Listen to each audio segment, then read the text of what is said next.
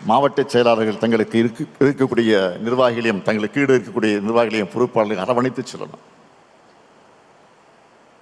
தாங்கும் தூண்கள் இல்லாமல் கோபுரம் நிற்க முடியாது என்பதை மனசில் வச்சு செயல்படுங்க. திமுகங்கிற இயக்கம் தொடங்கும் போதே இளைஞர்களால் உருவான இயக்கம்.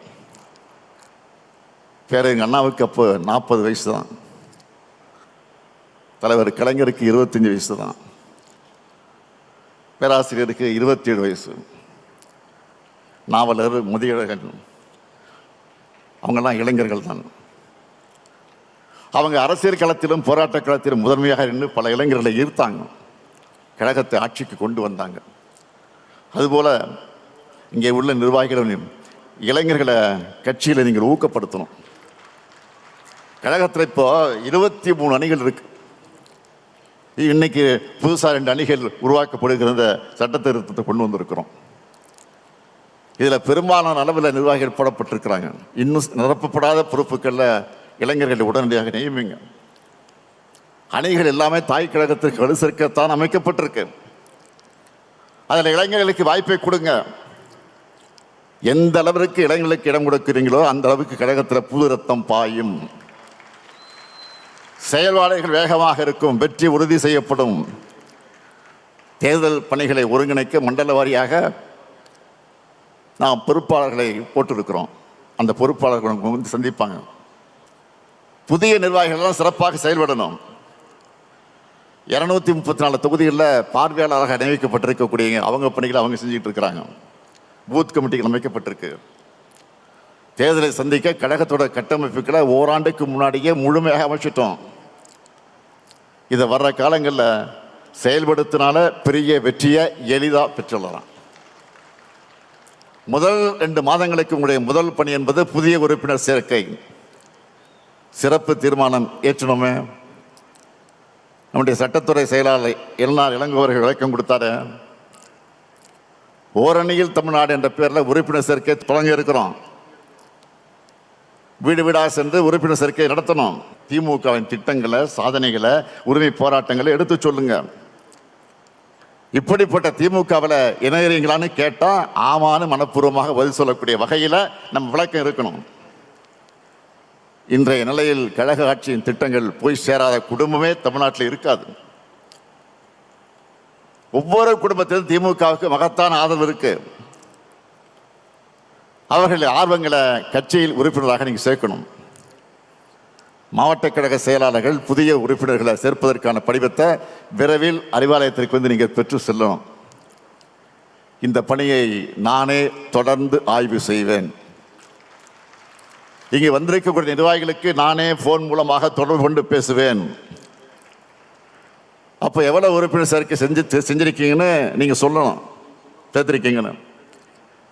இந்த பணியை மிக சிறப்பாக நீங்கள் சிறப்பாக செய்வீங்கன்னு நான் முழுமையாக நம்புகிறேன். என்னை பொறுத்தவரையில் இங்கே எல்லோரும் உறுதிமொழி எடுக்கணும். என் வாக்குச்சாவடியில் திராவிட முன்னேற்ற கழக கூட்டணியை வெற்றி பெற வைப்பேன். என் தொகுதி வெற்றி தொகுதி என்ற உறுதிமொழியை எல்லோரும் எடுத்துக்கிட்டு செயல்படணும்.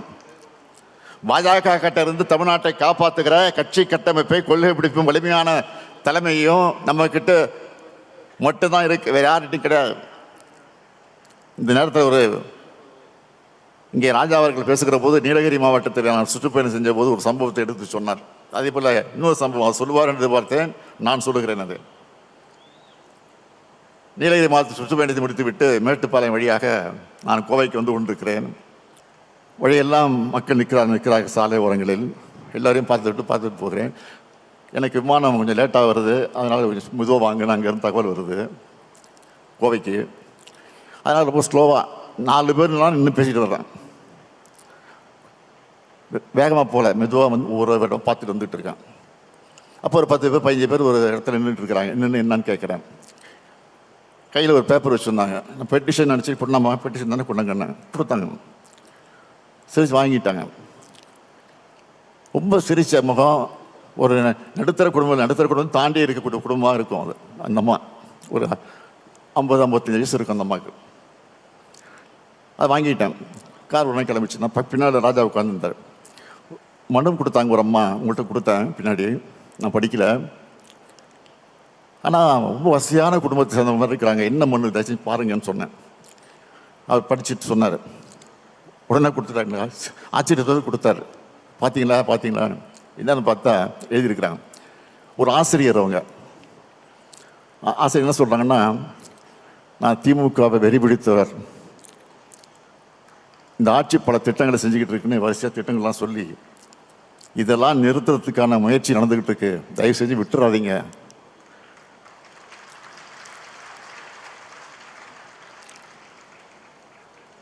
எங்கள் உறவினர்கள்லாம் மாற்று கட்சி தான், எதிர்கட்சி தான், நான் மட்டும் தான் திமுக, நான் சமாளிச்சுட்டு இருக்கேன், தயவுசெய்து நீங்கள் எப்படியாவது நீங்கள் தான் ஆட்சிக்கு வரணும், இது என்னுடைய வேண்டுகோள் அப்படின்னு எழுதி விட்டுருக்காங்க. வேறு ஒன்றும் இல்லை, மனுவில் கோரிக்கையே இல்லை, இதுதான். ஆச்சரியமாக படிச்சு எங்களுக்கு. அப்போ காரில் போயிட்டு இருக்கும்போதே அவங்களுக்கு செல் நம்பர் எழுதியிருந்தாங்க, குறிச்சிருந்தாங்க. அந்த செல் நம்பருக்கு உடனே ஃபோன் போட்டு நானே பேசுகிறேன்.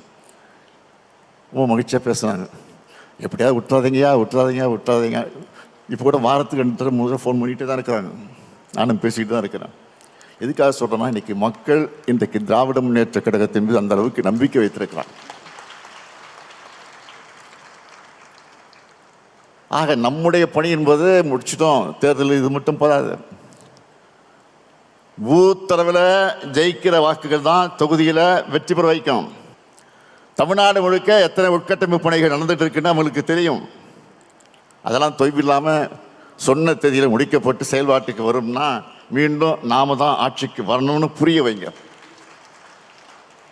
ஜூன் முதல் வாரத்திலிருந்து என்னுடைய பணி என்னன்னா, கழக நிர்வாகிகளை தொகுதி வாரியாக அண்ணா அறிவாலயத்தில் நான் சந்திக்க போகிறேன்.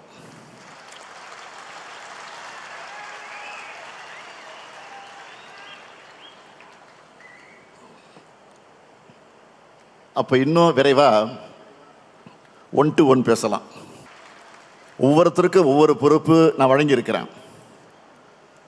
அதை சிறப்பாக எந்த விமர்சனம் இல்லாமல் செஞ்சு காட்டினா அதை விட எனக்கு மகிழ்ச்சி இருக்க முடியாது. எனக்கு தெரிஞ்சது அரசியல் மட்டும்தான். தலைவர் கலைஞராக இருந்தால் கவிதை எழுதுவார்,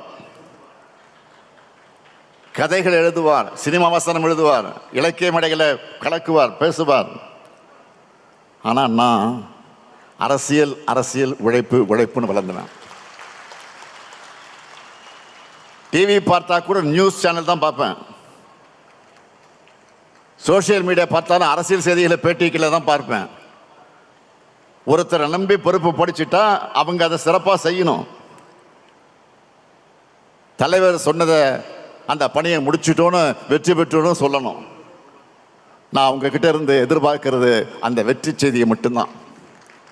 நான் கொடுத்த பொறுப்பை சரியாக செஞ்சு அந்த வெற்றி செய்தியை தாங்க என்பதுதான் என்னுடைய இந்த பொதுக்குழுவுடைய செய்தி.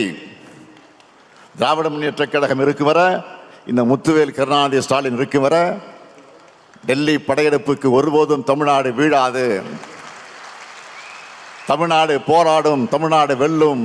பொதுக்குழுவில் தொடங்கி இருக்கக்கூடிய இந்த பயணத்தை சட்டமன்ற தேர்தல் வெற்றி விழா பொதுக்கூட்டத்தில் நாம் நிறைவு செய்யணும். அதில் மீண்டும் ஒன்றா சந்திப்போம் என்று கூறி விடைபெறுகிறேன். நன்றி, வணக்கம்.